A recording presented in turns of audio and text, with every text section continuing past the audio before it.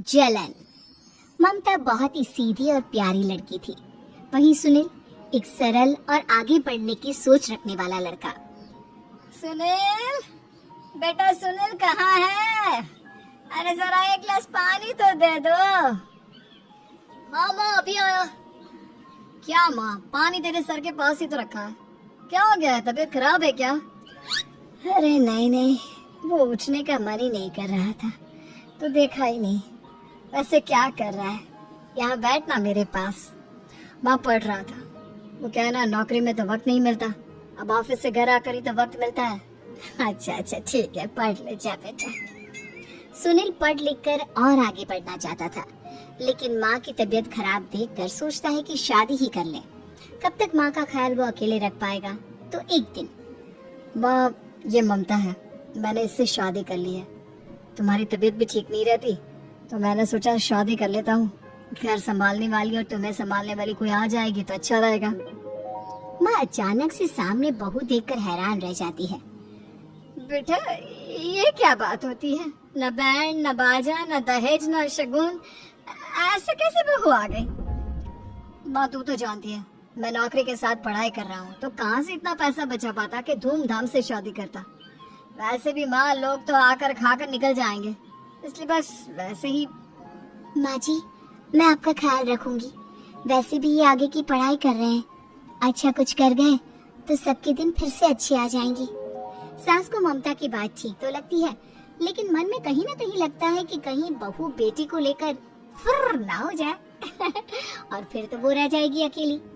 बेटा देख, मेरा जो कुछ भी है वो सुनील ही है, और सुनील का भी अब इस दुनिया में मैं ही हूँ और कोई नहीं। क्या सुनील? बिल्कुल माँ, लेकिन आज से ममता भी मेरे जीवन का अहम हिस्सा है, जैसे तू है। सास को बड़ा बुरा लगता है कि उसकी सल्तनत में कोई और हिस्सेदार कैसे हो सकता है। कैसे कोई और उसके 30 साल के बेटे की जिंदगी में अचानक से आकर बराबर का हिस्सेदार बन सकता है। देख बहू, मैं भले थोड़ा बीमार रहती हूँ, लेकिन इसका मतलब यह नहीं कि घर की चीजों में मेरा कंट्रोल खत्म हो गया है। मैं आज भी इस घर की रानी हूँ, समझी? बेटा सोचता है कि ये माँ को अचानक से क्या हो गया। कल तक जो माँ कहती थी कि जिंदगी का कोई भरोसा नहीं, वो अचानक से जंग के मैदान की झांसी की रानी कैसे बन गई?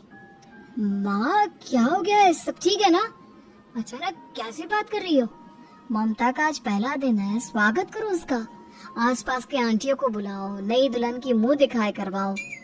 खैर, सास होने का फर्ज निभाती है और बाद में एक सहेली के साथ बाहर निकल जाती है। क्यों नहीं बताया नहीं कि बेटे का ब्याह कर रही हो? वैसे तो सारा दिन हम ही में घुसी रहती हो। अरे मुझे भी तो अभी पता चला, क्यों अचानक सर पर लेकर आ गया? कहता है बहू है माँ तुम्हारी, अब इसको भी इतना ही मैं प्यार करता हूँ जितना तुझे करता हूँ। लो जी, ये क्या बात हो गई? क्यों इतना प्यार करता है? अरे माँ का प्यार तो ज्यादा होता है। अब उसको तो कोई दूसरा पति मिल सकता है, लेकिन तुम ही बताओ, क्या माँ की ममता किसी और की हो सकती है? ना जी ना, बेटे को समझाओ ये बात। अरे क्या समझाऊं, मुझे तो खुद ही समझ में नहीं आ रहा कि क्या हो रहा है। जो बेटा कल तक माँ माँ करता था, अचानक से बीवी बीवी का राग आलाप रहा है। देखा, उसकी बीवी ना सुंदर और जवान है। सुंदरता के आगे तो एक से एक नहीं टिके, तो तेरा बेटा किस खेत की मूली है? सास को भी समझ में आ जाता है कि बहू की सुंदरता के आगे माँ का प्यार किसी काम का नहीं। उधर बीवी, ए जी, अम्मा जी सहेलियों को छोड़ने गई थी, अभी तक आई नहीं, हम देख आए क्या? अरे रहने दो ना, आ जाएंगी। कहाँ जाएंगी, उनकी आदत है, एक बार जाती है तो पूरी पंचायत खत्म करके ही आती है। अच्छा ही है, खाना वाना खा कर गई होगी। छोड़ो ना, घूमेगी तो खाना पचेगा नहीं तो ऐसे ही खाट पकड़ लेगी। बहू भी शांत हो जाती है। उधर सास सोचती है कि आज थोड़ा देर से ही घर जाती हूँ, जब बेटा परेशान होकर ढूंढेगा तब मजा आएगा। बीवी को खुद ही पता चल जाएगा कि माँ के आगे उसकी दाल नहीं गलेगी। लेकिन वहीं दूसरी ओर घर पर, ए जी, माँ जी अभी भी नहीं आई, हमको तो घबराहट हो रही है कि क्या करें, जाकर पता करें किसी के घर। अच्छा, कहाँ जाओगी ये भी बता दो। पहला दिन है तुम्हारा इस घर में और एक ही दिन में मोहल्ला छानोगी क्या? हाँ तो आप भी तो नहीं जा रहे। आज को गुस्सा आता है। बहू ममता बहू कहाँ हो? लेकिन सारे दिन की थकी बहू को ऐसी नींद आती है जैसे किसी ने भांग की गोली खिला दी हो। वो तो नहीं उठती। उठकर आ जाता है बेटा। क्या बात है अम्मा, काहे चिल्ला रही हो? अरे सो जाओ ना, सुबह की थकी है बहू, वो सो रही है। जोर से बोलोगी तो नींद खुल जाएगी उसकी। माँ को गुस्सा आ जाता है। फिलहाल तो सो जाती है, लेकिन मन ही मन ढेर सारा जहर बहू के लिए भरा होता है। सुबह बहू चाय बना रही होती है कि सास धीरे से गैस तेज कर देती है, जिससे चाय का बर्तन जल जाता है। और जैसे ही बहू चाय का बर्तन उठाती है, उसका हाथ जल जाता है। मेरा हाथ जल गया। वो जोर जोर से चिल्लाकर इधर उधर भागती है कि सास थोड़ी देर में उसके हाथ में पानी डाल देती है। हाय रे बहू, क्या कर रही हो? पहली बार रसोई छुई हो क्या? सासू माँ गलती से गैस तेज रह गई थी और बर्तन जल गया, जिससे मेरा हाथ जल गया। हाय रे, कितना गंदा दाग। छी छी छी छी, मुझे तो उल्टी आ रही है तेरा गला हुआ मांस देखकर। तू ना मुझे अभी साथ से खाना मत लगाना। बहू भी खुद का हाथ देखती है तो उसे भी रोना आ जाता है। कुछ दिनों के बाद सास की सहेली आती है, बहू चाय बनाकर लाती है। उसके जाने के बाद सहेली कहती है, बहू की सुंदरता ऐसी है कि कोई भी दीवाना हो जाए। वैसे तेरे बेटे का क्या हाल है? अरे वैसा ही है, बहू के पीछे लट्टू। क्या करूं, कुछ समझ में नहीं आ रहा। मैंने तो बहू के चेहरे पर दिवाली के पटाखे की चक्री फेंक दी, उसका पूरा चेहरा जल गया। अब देखो ना रही सुंदरता, और ना ही अब मेरा बेटा उसे पूछता है।